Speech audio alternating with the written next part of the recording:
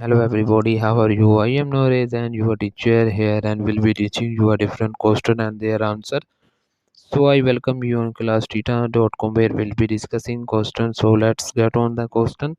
So our today question is which statement about novels is correct? Option A, novels rarely features more than two settings throughout the story. Option B, novels have a single plot around which everything else revolves.